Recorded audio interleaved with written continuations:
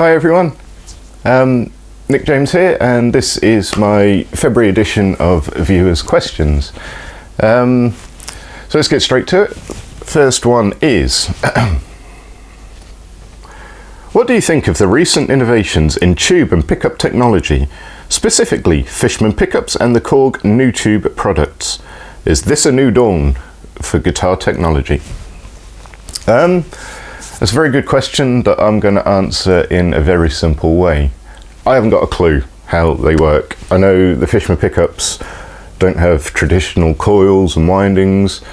I've got no idea how the new tube technology works. However, they sound credible. No matter how they're made, no matter what's going on inside, they sound like good pickups. The new tube amps sound like good amps.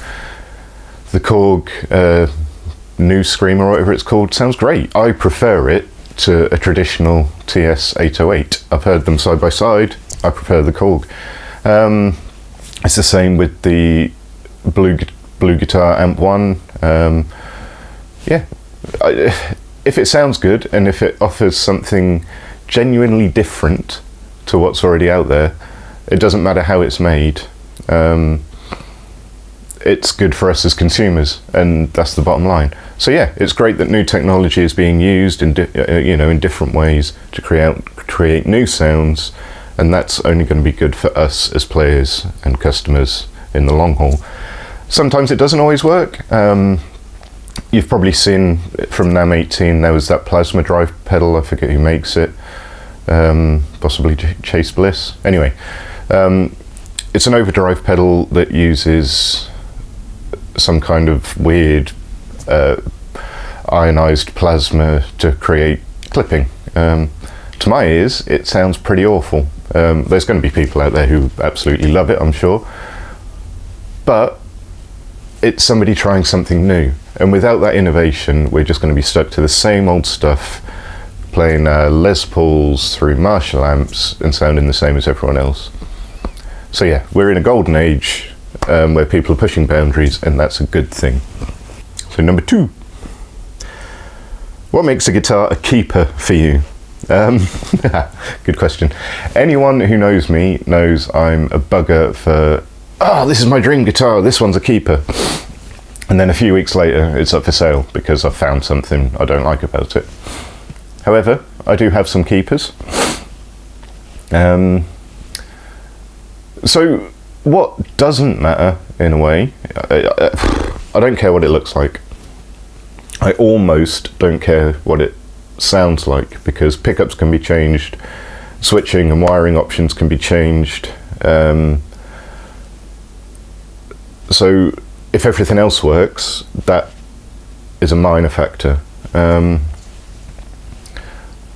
It can't be green. I don't like green guitars. So what does matter is, first of all, the neck. I like C-shaped necks.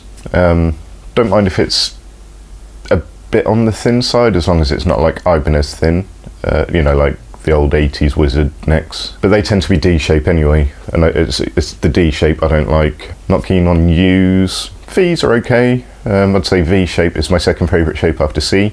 And I like a flattish, but not too flat fingerboard radius. So anywhere between sort of 10 and 14 inches is the sweet spot for me. But the main thing, the main thing is the way it resonates. In my experience, guitars that weigh under about 8 pounds, so between 7 and 8 pounds, tend to resonate in a way that I prefer. I'm not going to say better, just in a way I prefer.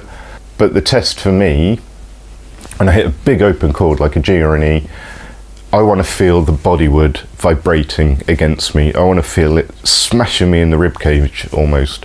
So if the neck and the resonance are both right, that's a firm foundation.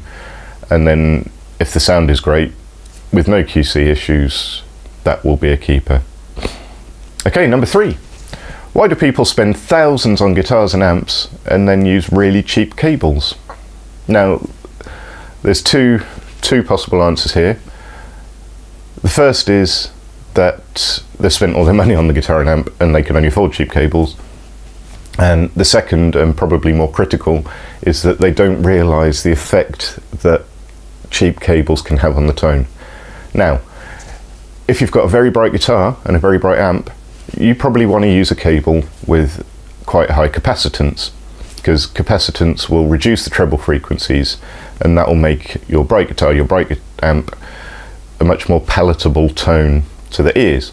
However, that's if you've considered it and that's the effect you're going for.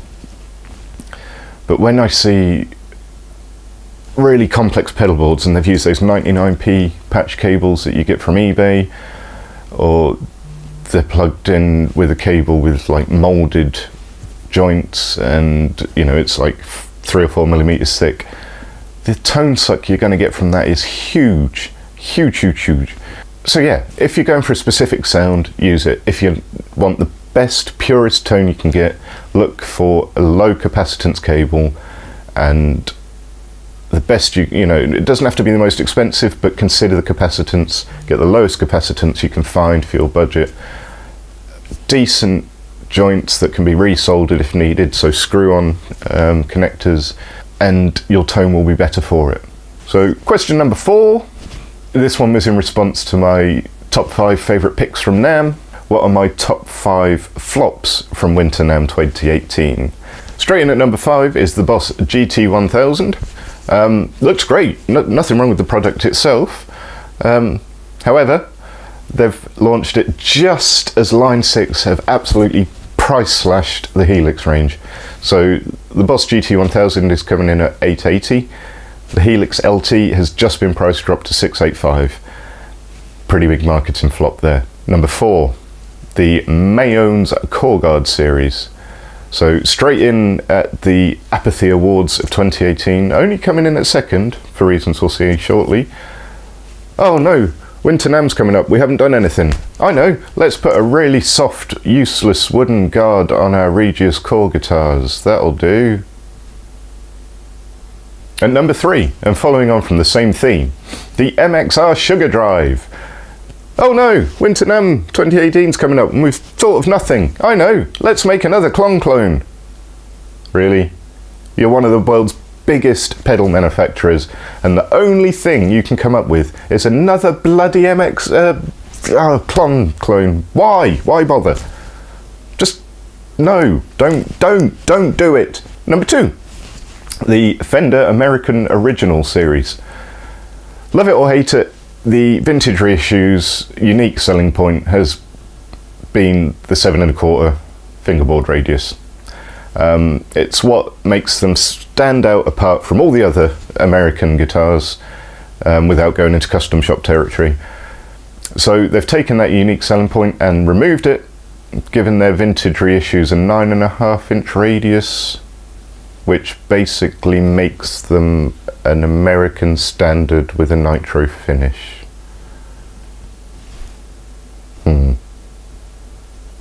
And some players actually like the 7¼ inch radius, but now they can't get one unless they go down to a Mexican reissue or all the way up and spend twice as much on a custom shop guitar. So yeah, why, what was the point? Number 1, Gibson. Where the bloody hell were you? The few fans you've got left, the few hardcore fans you've got left, do you really care so little about them to not even show up to the biggest music showcase in the world? I mean, what were you doing at the Consumer Electronics Show? Why? Just why? And as for that Modern V thing, Jackson made that 20 years ago. You're copying Jackson. You've got the balls to sue those people who make the little bobblehead figures because they've got a blurry copy of a Les Paul.